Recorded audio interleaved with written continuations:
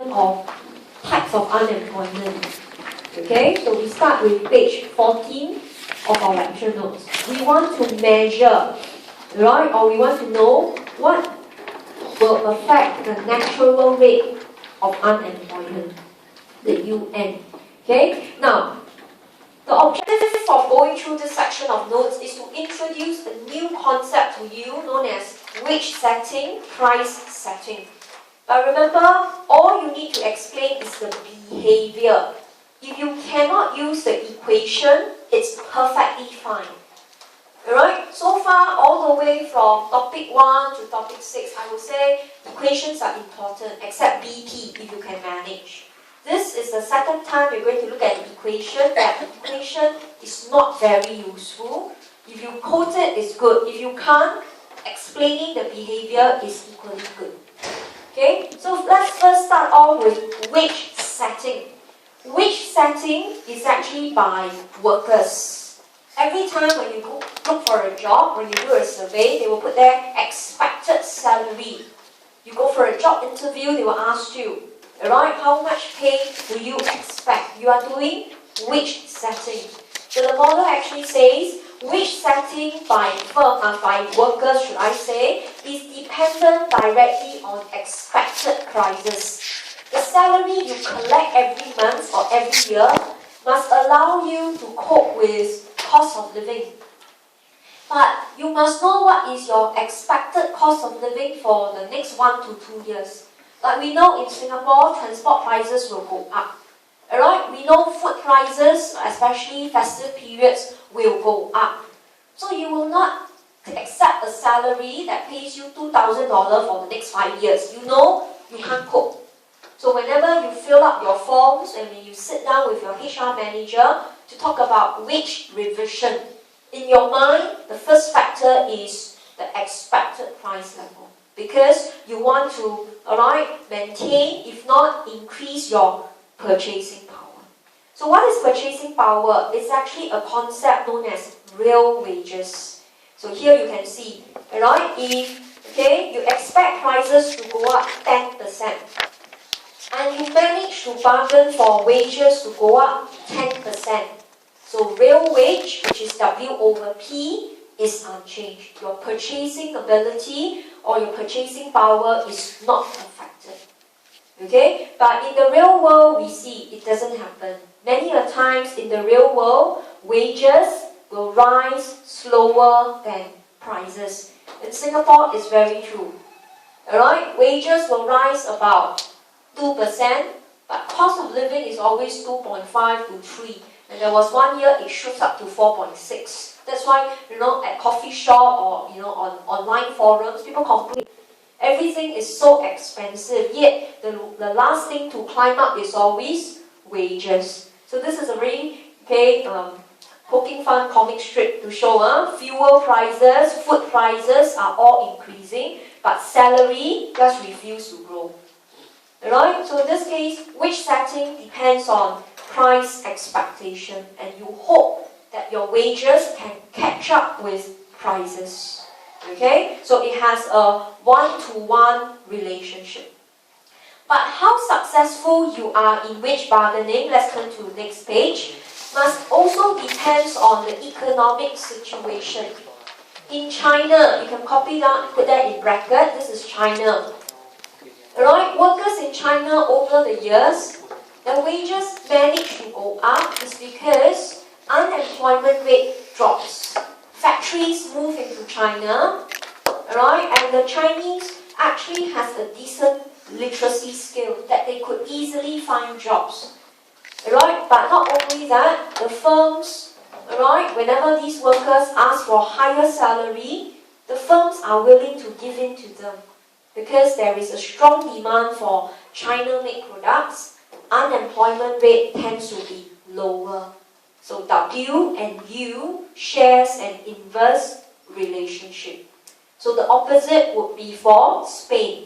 For the past few years, wages in Spain drops because in Spain, unemployment rate is very high. So the young workers, the retrenched workers, ask for wages to go down. So if you look at this comic strip, somebody even offered to work for free. Right, so that I can secure a job and hopefully over the months the person will be obliged to employ me. Right, so during the Great Depression or even in the looming crisis, right, workers are willing to accept wage cut, even to the point to work for free. Okay, so in this case, this is the second factor. The third factor, it will be then your bargaining power. Now, this looks like a very a complicated statement. It simply means your bargaining power. Alright, your bargaining power will share a positive relationship. So look at bargaining power of SMRT bus drivers. The Z is high. That's why the workers can successfully bid for higher wages. Alright, okay? Z is high for Singapore's pilots. The pilots union in Singapore is very strong. Alright, so when they ask for higher wages to Singapore Airlines, right, the issue has to be taken by our minister, senior minister back then. Right, because they have very strong bargaining power. Okay, so in this case, when Z goes up, wages will go up. So this wages equation can be written as PE. Right, so we saw PE plays a direct relationship. Multiply by 1 plus Z minus alpha U. So Z is your bargaining power and U is your unemployment rate. But unemployment rate doesn't play a one-to-one relationship, so we included a coefficient alpha. So this is called wage setting model. When workers set wages, three things they have in mind. Expected price, state of the economy, which is unemployment, and the bargaining power. Right, so this may look new to you, but they are very logical. I'm sure you have worked before. These are some factors that, do occur to you. Or in fact, you may have read about them. Okay, now let's move on to the firms. Now let's look at price setting. Okay, now this price, we are looking at prices of goods and services.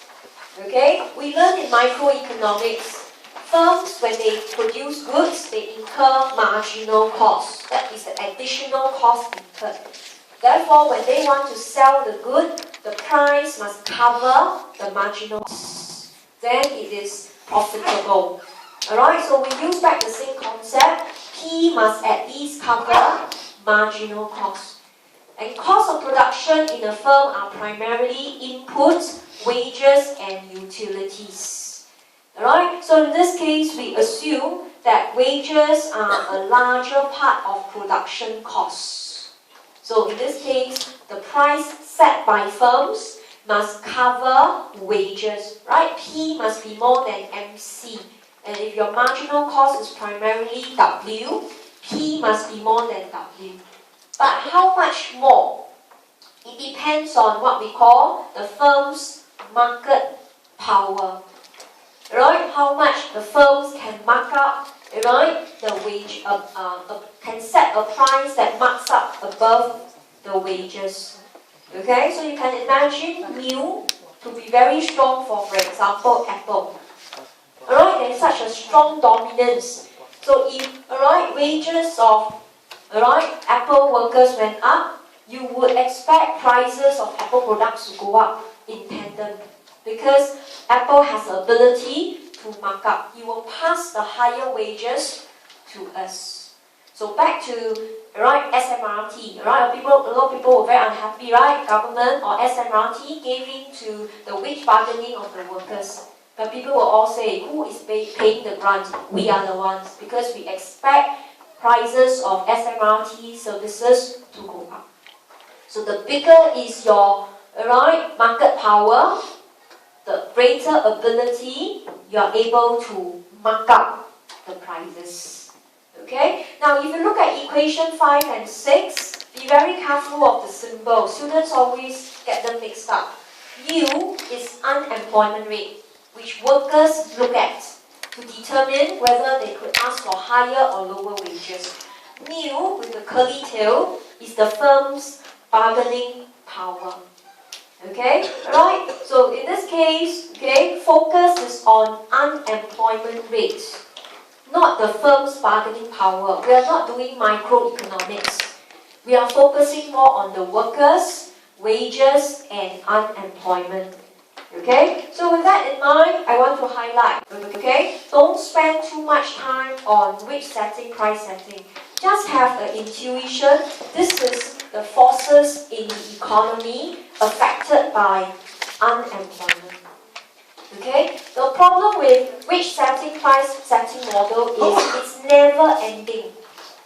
Workers ask for higher wages, prices of goods went up. If price of goods went up, expected price will go up, right? The workers will see. Right? I go supermarket, food prices have gone up. So PE goes up, W goes up again, P goes up again. So it's always affecting each other.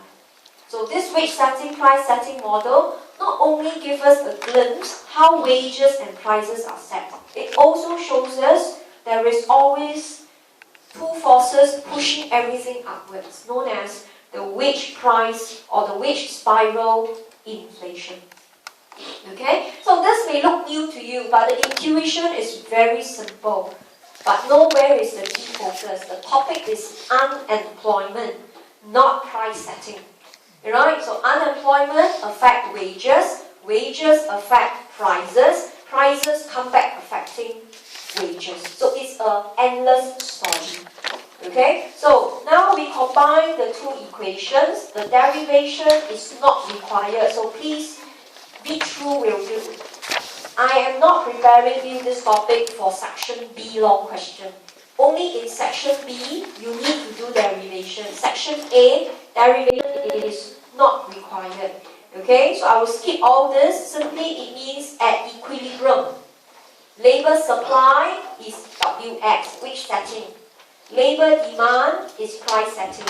You equate the two of them, you manipulate it, and you get your natural rate of unemployment, equation 8. Alright, so we want to control the natural rate. We cannot let it go up and down. So the government must have some indicators to tell her. Will the natural rate go up like US or will it go down for the case of Singapore? So after the derivation we saw, the natural rate depends on Z plus mu, or should I say divide by alpha. So our focus is on Z and mu. Okay, so that actually tells us under what circumstances we can predict the natural rate will go up. And that is when Z goes up. Take for example, if we start to impose minimum wage. If Singapore approves a minimum wage law for cleaners, right? Other occupations and industries will push for minimum wage as well. Then the Z will increase. Singapore's natural rate of unemployment will go up. Saying that we will tolerate more people unemployed and we will not tackle it, which is not a good sign. So that's why government must give careful consideration to minimum wage. And government must regulate trade union. Right? You have heard in Hong Kong, okay, the airline company, they always go on strike. The same goes with European companies. So if you give in to the trade union, they will keep doing it. And recently in Indonesia, the workers went on strike from the factories. So if the trade union was successful, Z goes up. Alright, they will always threaten to go on strike, not to go for work. That's why it will push up wages. And workers will be forced to retrench them. That will aggravate natural rate. Okay, and finally, size of firms. Alright, you have to watch out over size of firms because they will easily mark up prices. Right? Okay, they will underpay the workers or even retrench the workers, yet still mark up high prices for goods. That will have a repercussion on the rest of the workforce in the economy. Okay, so this is the discussion on natural rate. Focus is not the actual rate because to know whether you want to tackle unemployment or not, you must first know the natural rate. And you must know what influences the natural rate. Okay, so this is the discussion. Next week when I see you, alright, I will finish off the entire topic 7. Bring along your tutorial form. Okay, right, so you can see topic 7 is very descriptive. There's literally no diagrams much to draw. Then we will from there move on to topic 8 and wrap up the entire series. Okay, so any question you may stay behind. If not, go to my Google Drive, download tutorial